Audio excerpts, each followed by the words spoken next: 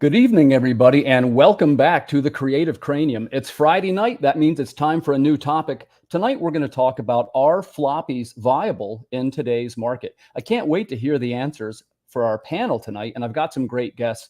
So without further delay, let me introduce them. Please welcome to the show, Mr. Anthony Castro. Welcome, Anthony. Hey, how's it going? Real good, man. It's nice to finally meet you. Real quick, can you tell the viewers who you are and what you're mostly known for? I am associated with DMW Comics, and I'm the creator of Bad Wabbit, which is an ongoing series. We are only 3 books in of a expected 20 issue run. So we have, if you haven't, been involved with it, you guys got plenty of time to catch up. Nice. But yeah, that's who I am. It sounds terrific. I can't wait to learn more about it. Please welcome our next guest. I should say welcome back to the show, Mr. Guido Martinez. Welcome, Guido. How are you? Fine, thank you. Thanks It's for good to having see me you again. again. We know Yeah, each other, but for the purposes of the viewers, could you remind us who you are and what you're mostly known for? yeah, of course. So I'm a writer and letterer. I'm from Buenos Aires, Argentina, so please excuse the accent if you find me talking funny. That's why.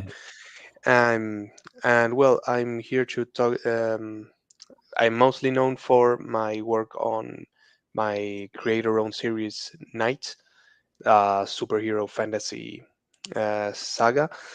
And well, and you may see my name as collaborator and letterer on other books. Uh, I could mostly I've done work on I did a lot of books with Evoluzione. I did Nothing Can Stop the Jellyfish Monkey. That was the last one that I did, and some work also for Panico Press, uh, Oh, Gunbreed, some short stories. yeah, I Um, know those guys a little bit. Angel? yes, yes, Angel Fuentes. Yeah, yeah, Fuentes. Yes. yeah. That's a great group, man. Congratulations. Yeah, thanks. He's a great guy to work with. So welcome to the show, man. I look forward to hearing more about your project as well. Next, I'd like to bring back, this is one of my pals from the convention circuit. We seem to run into each other now and then. We're sort of local. Please welcome to the show, Mr. Jason Lennox. Welcome, Jason. Hi, Tim. How are you doing? It's good to see you, man. Welcome. And I can't wait to hear more about your stuff. As you know, I've been following it a little bit. But for those of us that don't know, same question. Tell us who you are and what are you mostly known for? So I'm Jason Lennox. I've been making comic books for 12 years now. And so my newest Kickstarter for Lords of the Cosmos 5 is my 13th Kickstarter. Wow. And out of those, it is 9 of them have been comic books. So one was a coloring book and 3 were art books. So I've been doing this for a while. And I think this is a very interesting topic about floppies and money and everything else. So yeah, I can't wait to dive in. And first, let me disclose to you guys, as you probably noticed if you've seen the show, what I try to do is to learn a little bit from other creators because there's a lot of things that I don't really know how to do. So I try to gather smart people and see if we can arrive at some sort of consensus. So yeah, let's jump right into some questions, right? Let's start with Anthony. So Anthony, first off, so Bad Wabbit, how many pages is this book? It's typically about 24, 25 pages, not including, ads and stuff like that. But, I try to keep them all pretty much the same amount just because cost, it helps me kind of vary the cost between issues and know what to expect on the next one, And what is your, and by the way, if there's any, sometimes I'm very transparent about stuff. If there's anything you don't want to disclose, you do not have to. But what is your price point for your 24-page issue? Right now, it goes about $8 to $10, depending on, the last 2 Kickstarters, I admittedly probably overpriced them, but I'm a noob. So, live and learn. And, but on this new Kickstarter, I got them at, $10. No, all of them are $10. New ones, old ones, all of them. So, I kind of kept it at, the Do you same. do any kind of like staggered pricing, like $10 for a base, 20 for a variant, 30, anything like that? I did do that on a couple of my Kickstarters, but because I felt like like I said, I felt like I overpriced them on the last one. So I'm kind of giving, fans a break on this one, and I priced them all at the same variants, main covers, all that stuff. So Sure. it's all the same. Well, that does make it easy, I suppose, from an accounting standpoint, and easy Yeah. for a customer to choose. They do say that you should try to make it easy as possible for a customer. Yeah. Guido, That's how about you? So in your book, so Night is it's ongoing series, right? It's 6 issues so far, is that right? Yes, so far it's 6 issues. My plan is my original plan was to get it to issue 12 and close up everything nicely. And of course, if it has a decent following, a big enough following, yeah, I could pick it up and turn it into an ongoing series. Who knows? Uh, Thanks, And how Michael. about Yeah, by Yeah, the way, just as a quick comment, sorry. he's right about Argentina. As some of you guys know, our team Yes. it's an Argentinian team on my side. I'm the only American. But Yeah. back to Guido. So what's your price point on your book and how many pages is it? Right now, we had to raise it a bit for this Kickstarter. We used to charge 10 for 28 pages of story. That's nice.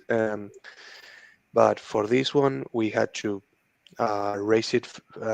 We raised it to 15. I didn't like it, but after talking to Phil and looking at the numbers, on average, the printer charged us like uh, well, it charged us more than what we expected, and adding also the cost of the bags and boards and labels and stuff. Shipping and Yeah, supplies, right? we would be almost at 10, so it was a very small margin, and we needed to raise it a bit.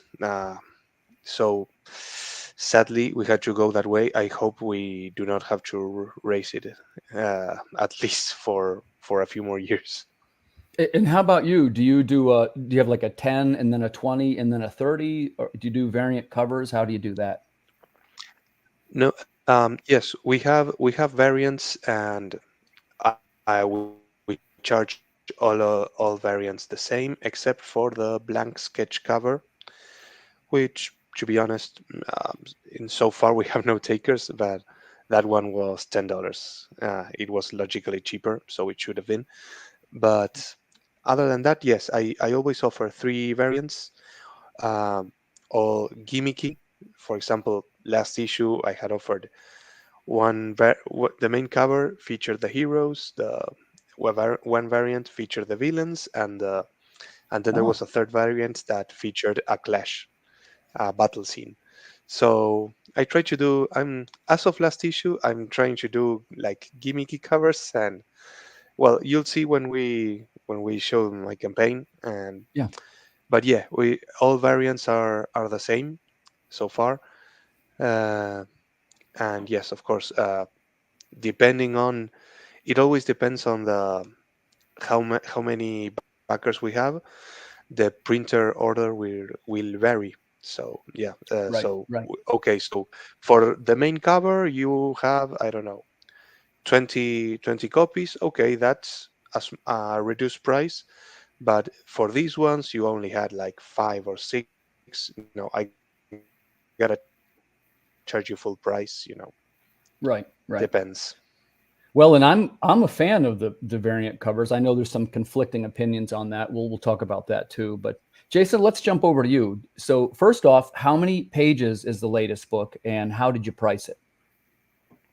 So my newest book is 44 interior pages, so it's pretty big. It's a giant size, right? In the old days, anything over 40, we'd call it giant size. Yeah. So what I do now with these projects is I have a spreadsheet with everything in the campaign where I track everything from manufacturing costs to shipping costs to packaging costs, And then I build formulas to do a total cost with an exit price. And then I even keep track of like if I do early birds and things like that.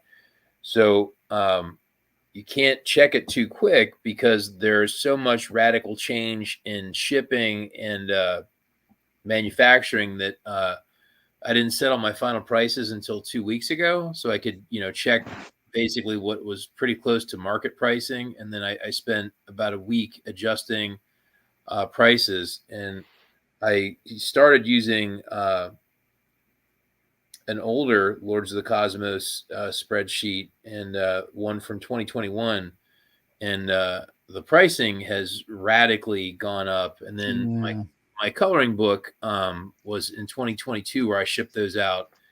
And for example, medium mail for less than 1 pound at that time was $3.49.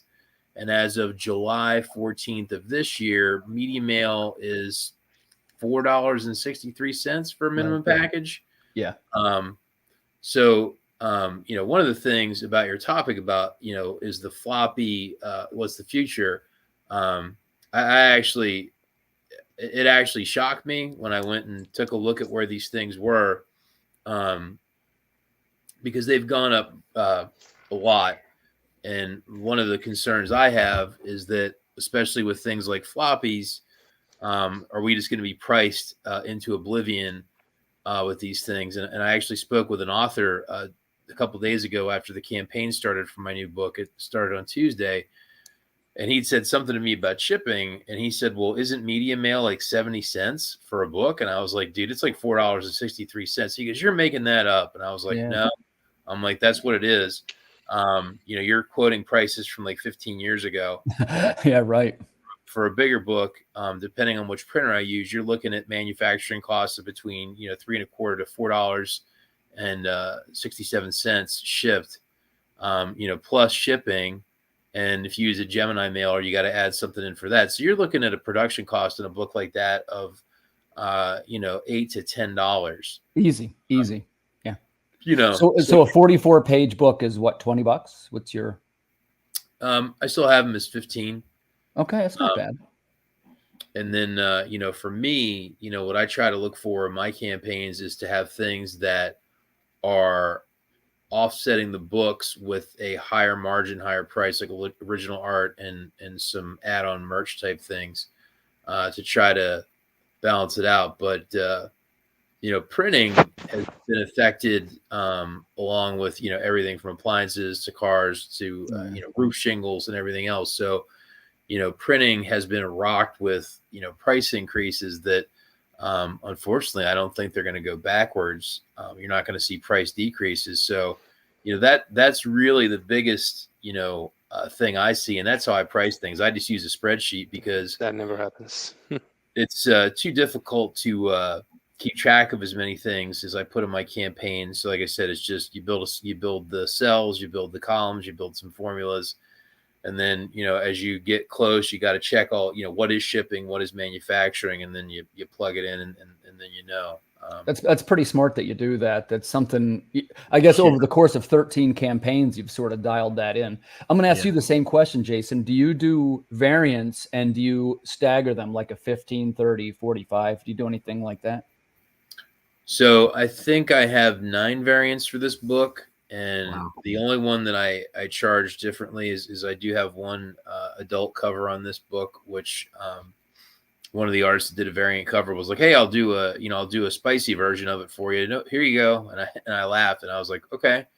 So I have that. And I did charge more for that because, people are willing to pay more for that. I have mixed feelings about that in the comic book space, but it seems to be something. Yeah, we were talking about that backstage. Yeah, if you want to share some of that, please feel free to. It's all about hearing you guys' viewpoints. So you don't have to. It's you're going to make more money doing that, but I do think it's a conscious change to move really into that space. But I just have one. All the rest are charged the same, and then I have some things where it's more or less like getting all the covers. I don't know that outside of adult material that people are really willing to pay more for any individual cover. So it's kind of more of a completist where it's like, I'd like to get all the covers for the book. So they'll get like 9 covers. And Well, and I'll share a quick aside, and this could be a little anecdotal. So mine is I've had 7 campaigns, right? And in mine, what I do, I always do loss leader, right? You have like a cheap one, which generally to me, that was an $8 book. Now you guys have mentioned the costs have increased. So I'm keenly aware of that, it's all but $5 just to ship the simple one now. So that's now going to be a $10 book in my line. And then there is a 15, and then I do a 20, and then I always do a 30. And I think I even did a 40 last time, and that was on what we call a chrome holofoil. It's like a shimmering cover. And I didn't know how that was going to perform. I did that as sort of a test, but it was a good seller for me. And, in my case, when you're talking about, how do I want to say this? It's a little bit more limited edition. When I do the variants, I generally only make those available during the Kickstarter, especially the hollow foils. And then in my case, when I get to the cons, I sometimes sell them a little bit less because then I already know the costs and I'll cut deals with people, that kind of thing. So Anthony, back to you. When you make your Kickstarters, right, and how do you guesstimate? And I realize we're gonna see some variation in answers here. How do you guesstimate what your print run is going to be, and what is your, do you do 50 at a time, 100, 250, 1,000? How do you? I typically go based on how many people, because I'm a disabled individual. I don't have like a daily job where I can just go buy this many comics and have them in my pocket when everybody wants them, So I just kind of typically go on based on how many backers we have and how many we sell. And then I try to throw in an extra, couple $100 on top of that and get some extras in there. And then I use those for whenever I do book signings and stuff like that. I do spend more money than I probably should on add-ons and stuff like that because, I think it's cool to have merch, associated with the comic book. So I've got really cool stuff, Since you brought it up, let's work that in too. What types of merch do you like? Well, for the longest time, I was trying to get this guy. I got plushies of Toxic Pig, but by the time I actually got him and all the stuff I went through and to get just a few, I didn't put them on the Kickstarter. I was like, no, I'm keeping that. But I have like these really cool gold doubloons. They're very, very authentic looking. And posters, hoodies, shirts, stuff like that. And, I do add-ons like variant covers that I did, but I have like a few left over from the last campaign and they did well. And, I get rid of my inventory. And if anybody missed out on the last one and they get a chance to, like, this is one of them, the old. It's Akira. Yeah, that's cool, man. I like that. So, yeah, that's pretty cool. We got some cool stuff, man. Yeah, I like those a lot. Let's jump over to Guido. So Guido, how about you? First, how do you guesstimate your print runs? Do you do it ahead of time? And secondly, what kind of merch do you like? Well, the print runs, we always just order like an extra bunch. However, we try to make it a round number. If there is some sort of roof or ceiling up to which we would get a discount, we try to make it past that line, and so that after the Kickstarter we have printed enough to fulfill some backups just in case. I don't know, maybe one book comes with a page folded or not printed correctly or cut somewhere, damaged, let's say. And it's happened a couple times, no big deal. And then of course have some leftovers for Phil to sell whenever he does a con or a show, conventions, to take with him. So and that's kind of why I mentioned it. That's how I get my convention inventory is almost always comes from my Kickstarter. I don't want to say leftovers, but I mean in the sense that's where I get the funds to do it. So that's my Kickstarter is my ordering method also. So Guido, did you mention what types of merch? No, well, merch. We offer in the Kickstarter the possibility to order T-shirts. and we always do some like 4 variants, 4 different T-shirt models. We've had a couple backers or order some T-shirts from the previous campaign. This one, no one so far, but you never know. Yeah. I think it's a cool thing. In fact, I will get some T-shirts printed when I get the chance, probably for Christmas, like self gift. Uh, but yeah, if I had to say what merchandise I actually spend money, it's not actually a merchandise, but I did commission a local heavy metal band to perform a song about nights, and I gave them the lyrics, and Yeah. they did the music. Yeah, it's in the trailer for the for Yeah, the yeah, yeah. Kickstarter, We'll so check that we out. can That's amazing. we I can listen didn't to it know that. later. So That's one of the things that we do here too. yeah, We and do songs.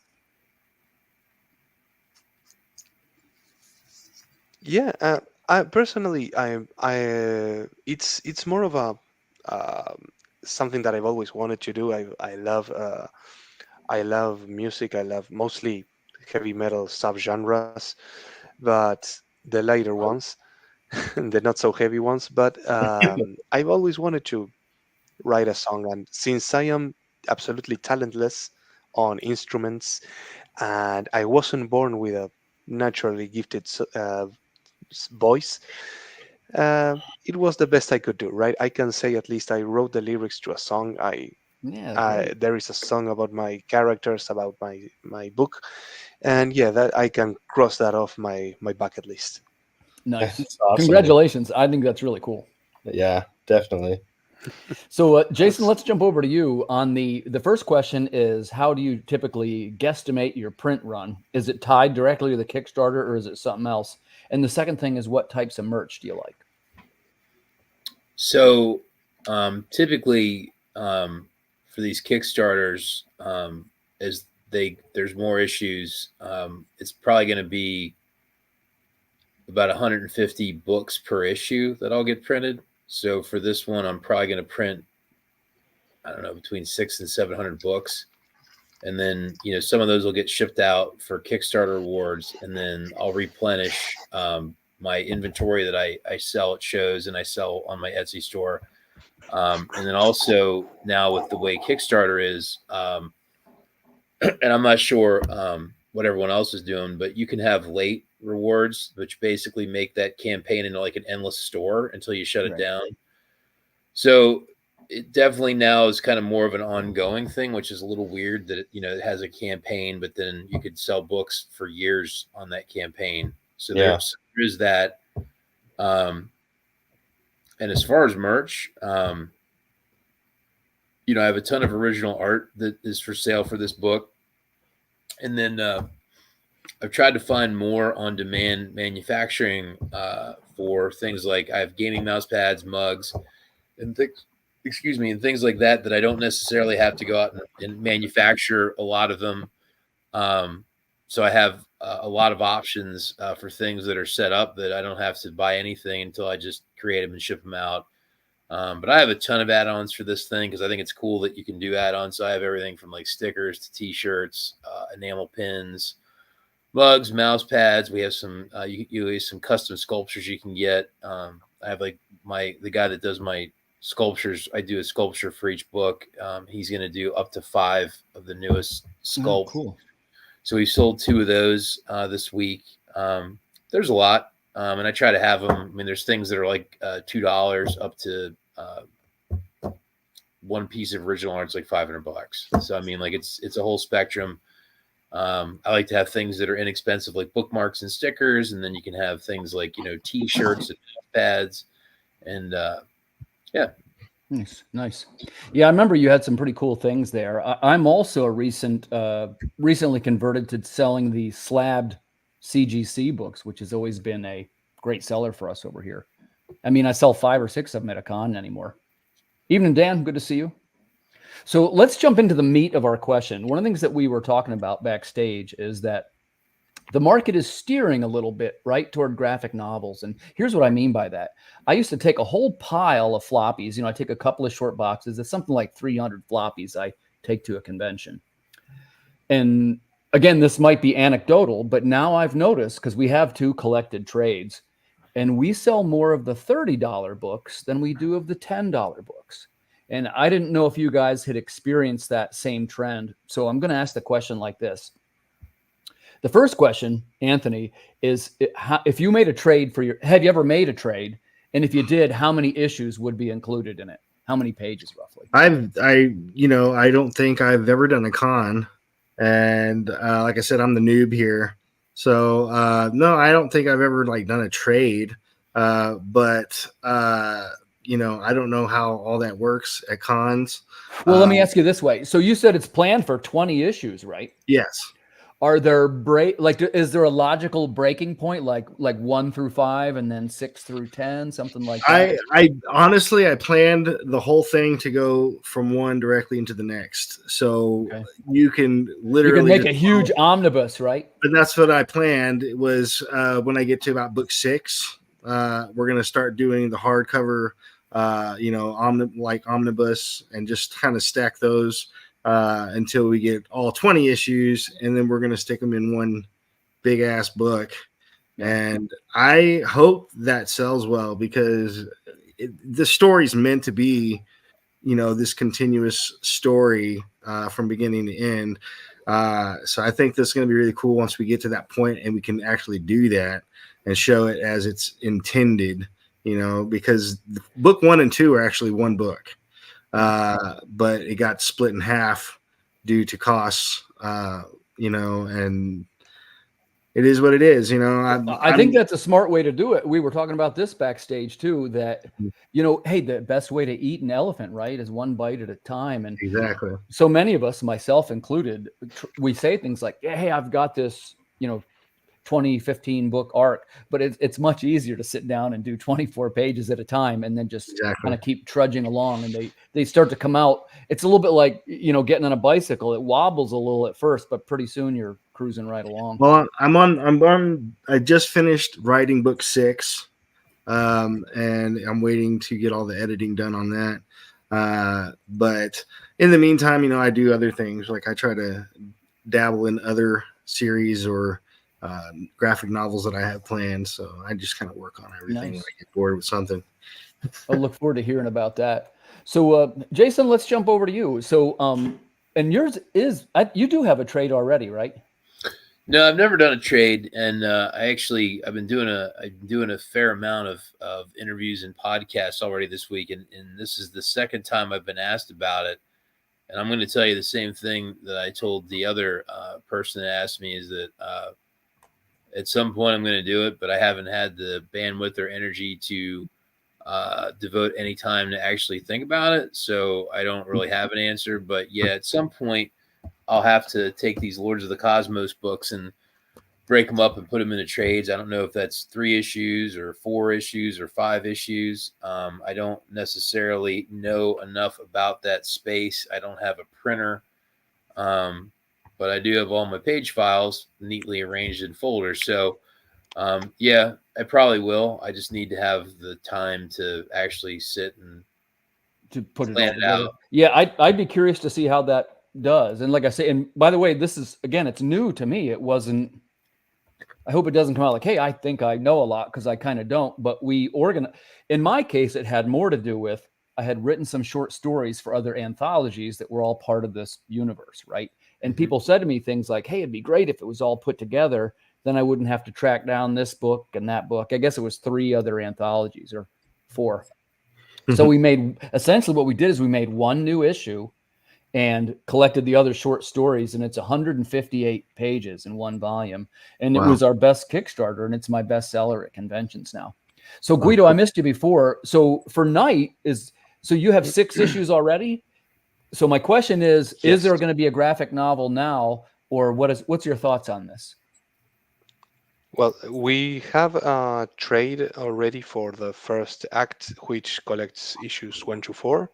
Okay. And overall, I said my plan was to tell the story in 12 issues. So my plan is to do Act 1, the first 4 issues, and then Acts 2 and 3 also of 4 issues. So Nice. we are, of course, after we finish, after we do issue 8, we're going to also do a Kickstarter to launch the trade.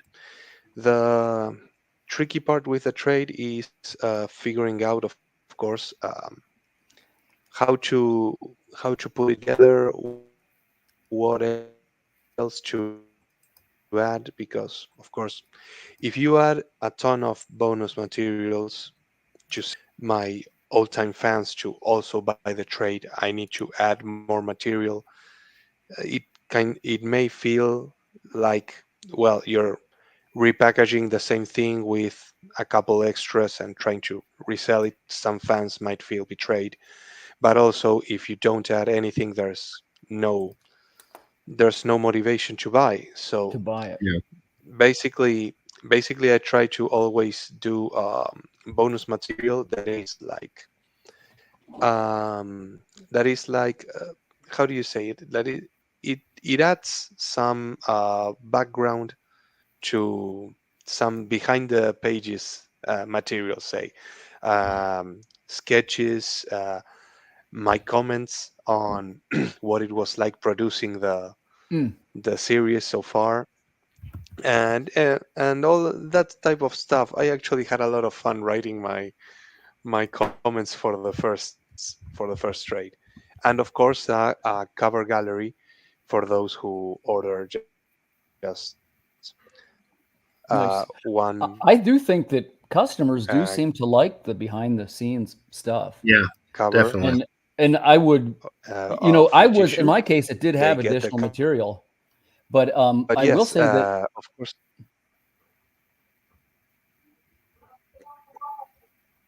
we lost you on video. You still there, Guido?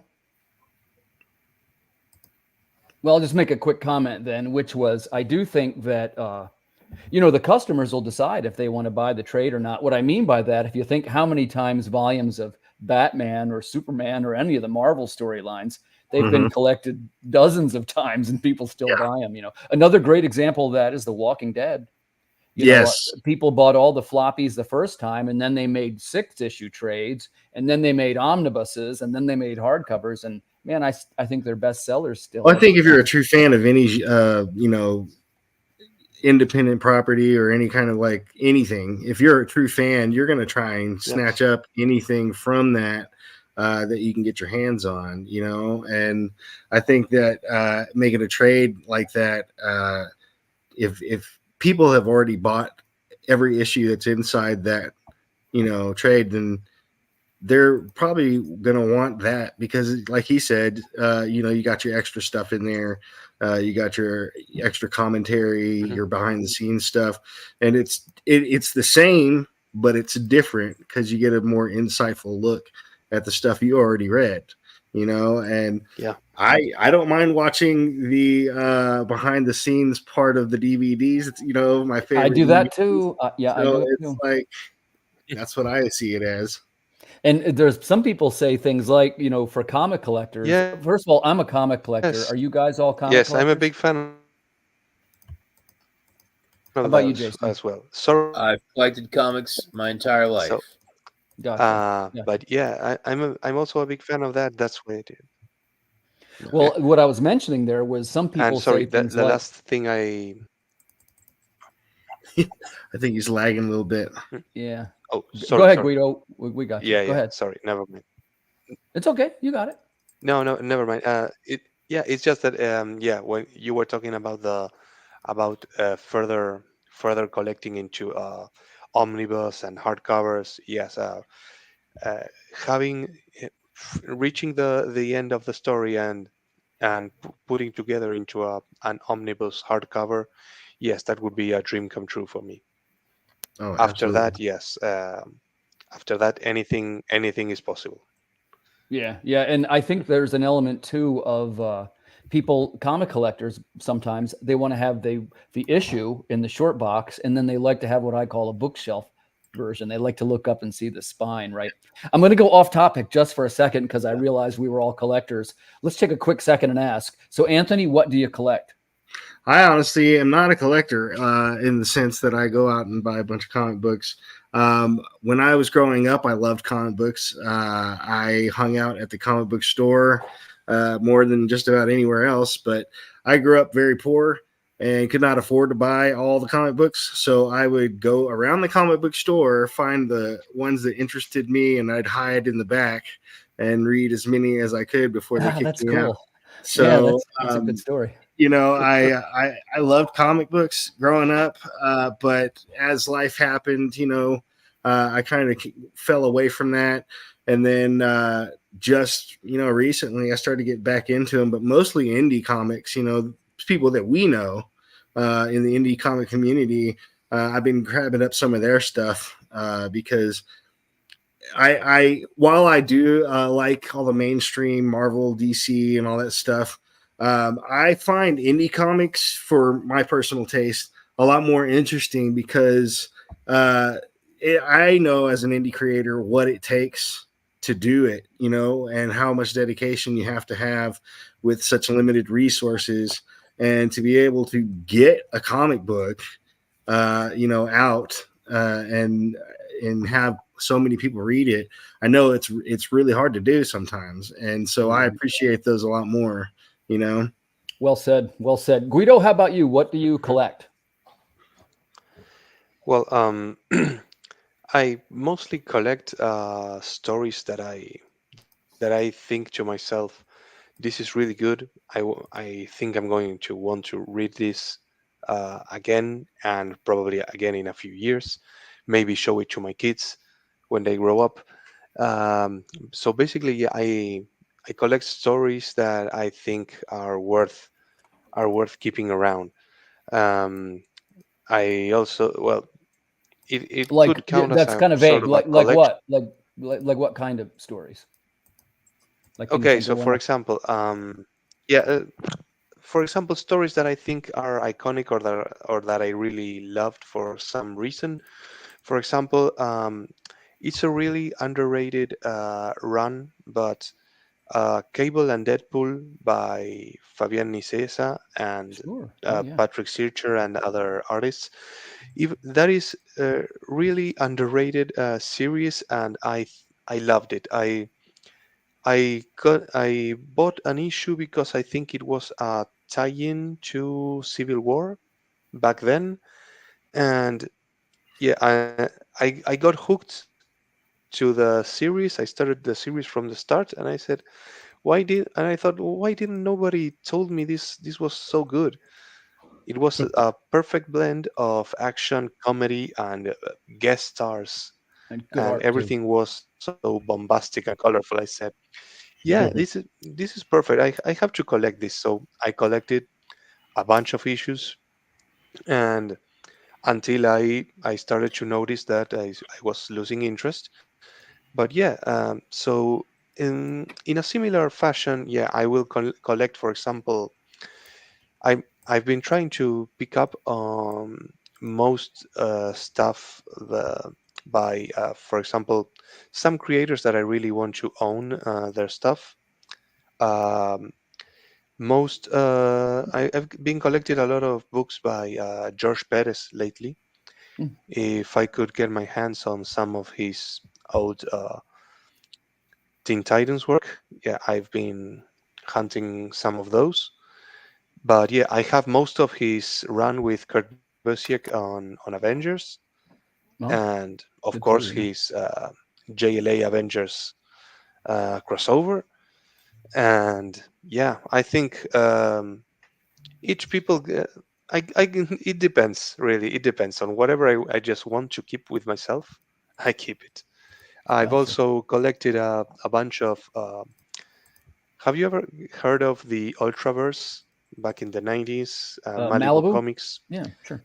Yeah, yeah. So I've collected a bunch of their titles because I really loved the Ultra Force cartoon. And when I found out they had a comic book, I started hunting down whatever I could find here in Argentina. It wasn't that much, but Nice. whatever I could find, I would buy it.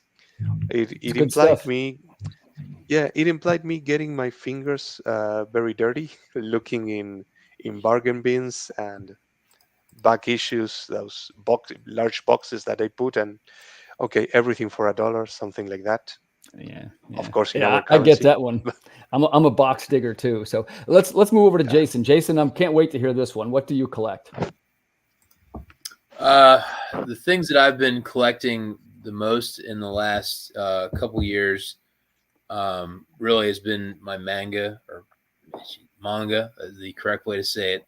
Just collected trades.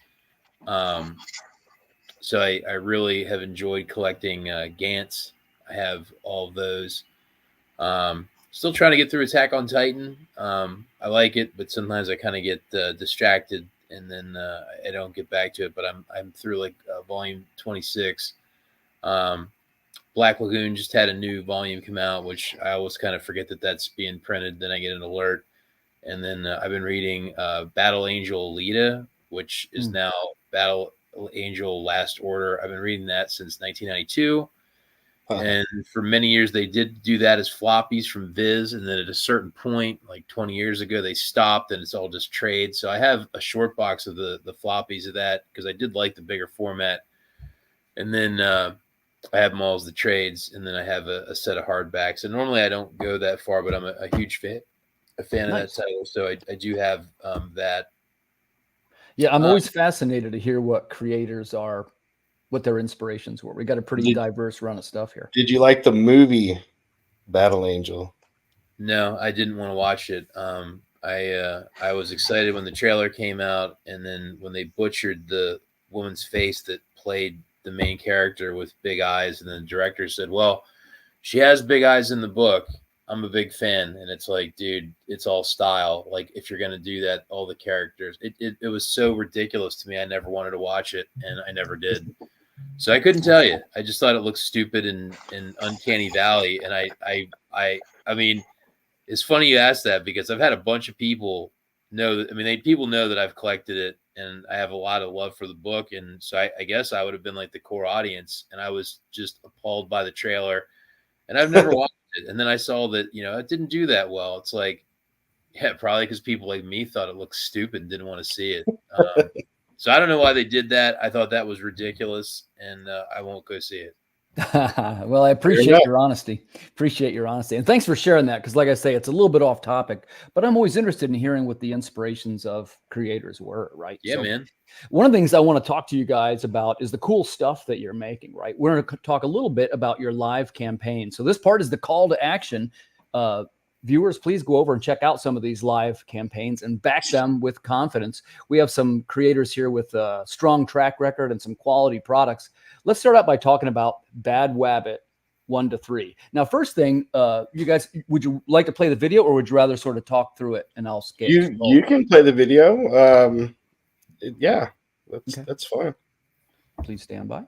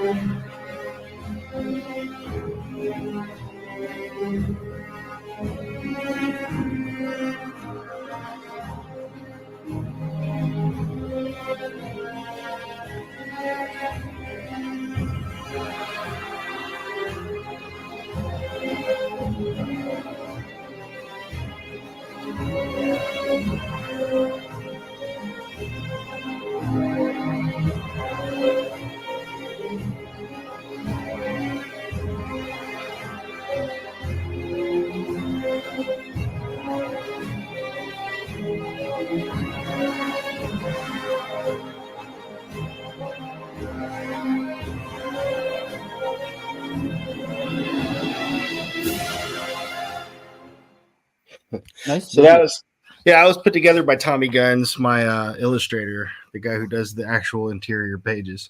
Okay. So tell us a little bit about the campaign. Who do you think would like this campaign? Well, anybody that likes redemption stories. My main character is very much like, I guess you would say, if you've seen Die Hard with a Vengeance, how, Bruce Willis's character is drunk and hungover and basically doesn't want anything to do with having to deal with bad guys or any of that crap, but he's kind of forced into the situation. That's our main character in a nutshell. He's a drunken alcoholic in a dystopian post-apocalyptic world, and he doesn't want anything to do with any of this. But he's, fate, as it were, kind of forces his hand into being the reluctant hero. But it's also a deeper story of redemption. He's got a traumatic past, and throughout the series, we'll be kind of doing where we get to see from the beginning flashbacks, and then by the end of the series, we're going to be getting into where it does a full circle. So you'll see a total change in who he was versus who he is by the end. And it's a great story. Like I said, my editor, Chris Philbrook, he's an amazing author. He's got so many titles under his belt right now. And he was intrigued by it because, I told him the whole story from beginning to end. And he was like, dude, that is an awesome story, So this one, particularly book 3, is going to have some flashbacks from his childhood. We're going to see how he lost his parents, how he became an orphan in the streets of a post-apocalyptic world. And it's going to be a tearjerker. It's going to be an emotional attachment builder, I guess you would say. So this looks really good, Anthony. One question I want to ask you: how did you get the inspiration for this? I don't know. Honestly, it just kind of came to me. Before I got diagnosed with my degenerative heart condition, I was a real heavy drinker. I was polishing off 2 liters of whiskey a day. I was a heavy drinker and an antisocial, very much like our character in Bad Wabbit. And I had to go through some soul searching and, a little bit of a redemption story myself to get to where I'm at now. And I kind of wanted to, relate that to, comic form in some way. And, Bad Wabbit was literally just a doodle I had drawn on a paper, and people were like, that's a cool character. You should do something with it. And I started, perfecting his look. And of course, I can't draw as good as Tommy Guns, my illustrator. And he took that and ran with it. And now we got what we have here. This cover is actually done by Jacob Carson. It's based on the original Star Wars poster. Oh, yeah, sure. So I like to do that sometimes, like the Akira poster and all that stuff. I do that kind of thing. But yeah. I'm going to drop the link there in the comments. This looks terrific, and I wish you every blessing with this project, Anthony. I like stories that have an emotional component. That's something I talk about a lot. It's one of the hardest things to do. We definitely need backers. So if anybody, guys, there's the link. Go on over and check this one out. There's your call to action. That's Bad Wabbit. Back it with confidence.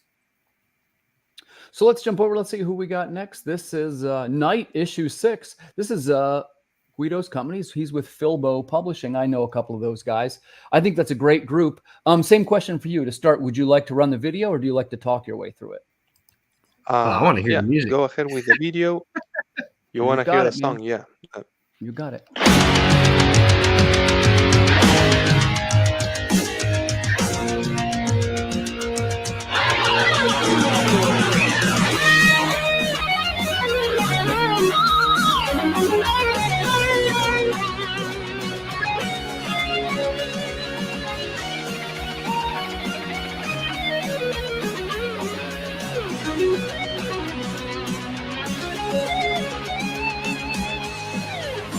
Like the trouble he's brought into the night. Sure of who he is or what he will become.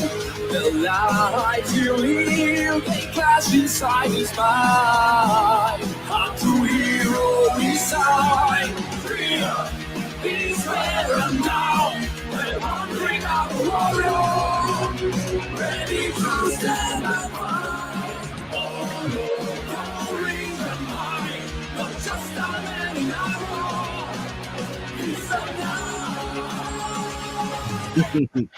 Pieces of his soul and empty shape of man. Can you find our purpose, our place under the sun? The names he carries steps toward the sky. Are you hero inside? The mask he wore, the life he saved. He don't go down the lane when he became.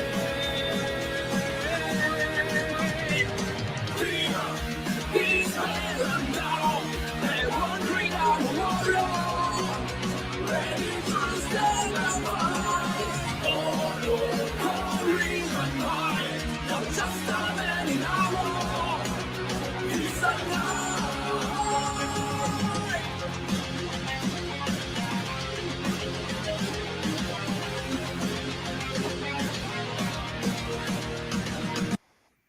Nice. That's badass, man. Yeah, pretty cool. Well done. Well done. So same question for Guido. So tell us a little bit about who your customer is. Who is going to love Night? Well, anyone who loves both the fantasy and the superhero genre, especially the street level heroes, you know, Daredevil, Batman, Moon Knight, Spider-Man, that sort of thing, but with fantasy twists, because he's not going to be fighting let's say deformed mobsters. He's going to be fighting a reincarnated medieval sorcerer and his minions,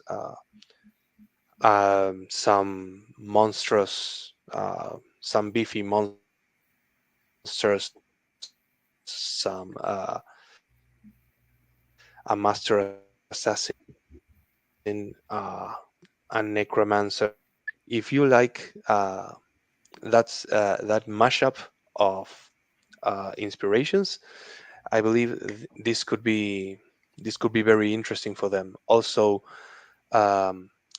what something I'm quite proud with Knights is the origin story that I gave him.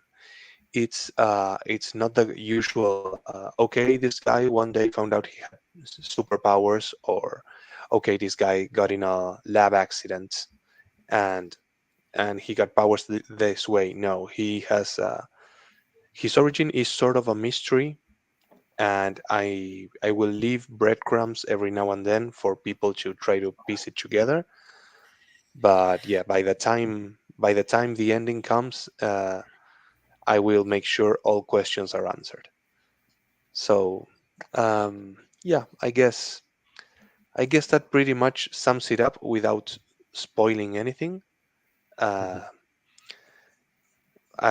question was who would like it, right? Sorry. Yeah. I went but off I the think deep you end. did. Yeah, you did great answering it, and I think it looks terrific. I like the lettering. I like the art. Yeah, the art looks great. Yeah, a quality publisher. Again, call to action for viewers. You know, these guys have a great representation in the industry. That's Philbo Publishing. I know Phil. He's a great guy. Back with confidence. Go over right now and check out Night. Highly recommended. And man, I wish you every blessing with your project, Guido. Thanks for taking some time and show it to us. So we're going to jump over now to Lords of the Cosmos. You're welcome. You're welcome, sir. So Jason, same for you. First of all, would you like to see the video or do you want to talk over it? Yeah, just run the video. We put all the work into it. I don't need to talk because we have that. Lords of the Cosmos, unite! The critically acclaimed comic book series by Jason Lennox, Dennis Fallon, and Jason Palmatier returns with issue 5.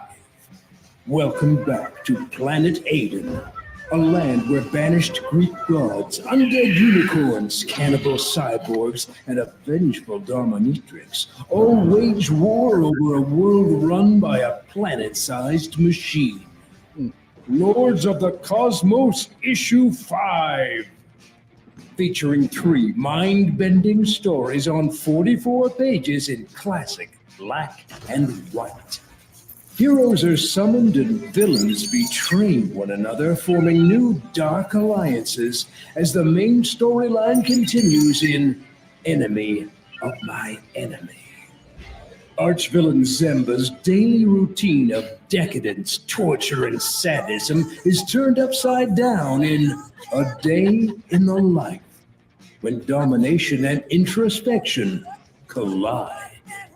During the First Cosmic War, a group of Lords of the Cosmos commandos go deep behind enemy lines to discover the disciples of Umex's latest plan. In Pulse, Part 1, inspired by 1980s favorites like Masters of the Universe, 2000 AD, and Heavy Metal Magazine. Nice. Lords of the Cosmos 5 features a variety of unique rewards, including variant covers from Koi Fall, L.C. Freitas, Caesar, and Ignacio Ragnarsson. See why Indie Comics Dispatch says Lords of the Cosmos pulls all the nostalgia strings while managing to also create something new and unique. And Behold the Geek says Lords of the Cosmos is an insane sci-fi fantasy comic that takes no prisoners. Back Lords of the Cosmos issue 5, now on Kickstarter.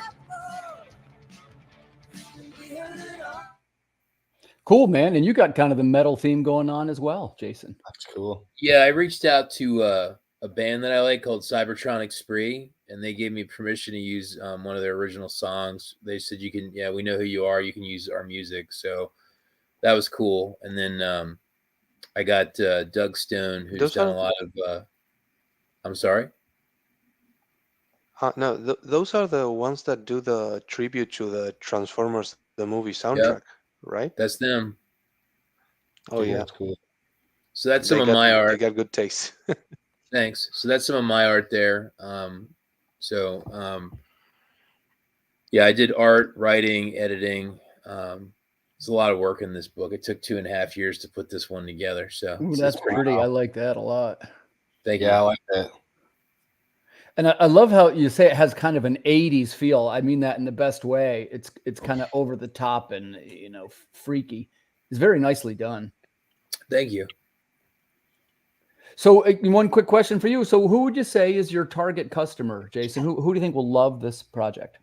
So the people that really these books hit home for are people that probably skew a little bit older, that watched Saturday morning cartoons. They played with action figures, and they kind of grew up in 80s culture. Because I try to make all these books hit some beats and have some feelings without being derivative. So a lot of people look at these books and say, "This kind of reminds me of Heavy Metal or He-Man," and I'm like, "Okay, that's good. Like that was the whole point." Yep. But you don't want it to be, just a complete pastiche or derivative. So I kind of look at it more of a genre.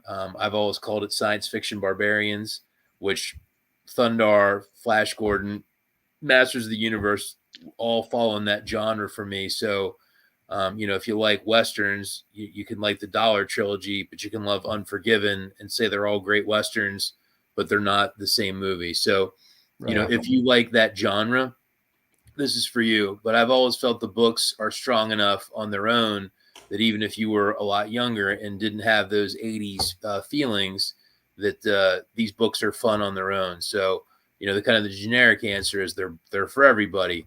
But I think there's a little bit of an extra bonus to people, of a certain age, right? Which some of us on this panel tonight may be in that, where you're like, yeah, man, like I'm feeling this. I remember having toys like this. Totally. Oh, yeah. Absolutely. Yeah, I'd say you did a great job nailing the aesthetic. So, man, we're going to give Jason the last word tonight. That's your call to action. Lords of the Cosmos. Go over and back with confidence. Thanks to the backers I see that we've picked up here over the last couple of minutes. Thank you, Michael. We appreciate you very much. And in closing, I want to say thanks so much to the guests for coming on tonight's panel. I feel like I learned a little bit about how to price stuff, and I'm always interested in seeing the great materials that people are making. So would anybody like to say anything before we wrap it up? We got just about a minute. I'll say something. Go ahead, brother. I always appreciate, when other creators take a minute to come on and chat about their books. Guido, I know you're funded, so you're good to go. Anthony, you've got a lot of ground to make up, but I wish you the best to get to that fully funded. You got some hard work to do in the next couple of days. So, oh yeah, best of luck to all of you. And Tim, I appreciate you having me on your show. We've talked about it seemingly forever, so it was very nice to come on. Yeah, man, it was a pleasure. And I got to say, Yeah. I'm really impressed with the talent of this group tonight. Please consider this your open invitation if you ever want to come back. And to the viewers, once again, thanks for tuning in. This is an episode of the Creative Cranium. We will see you guys next Friday night. Thanks for watching. thank you. Bye. Thanks.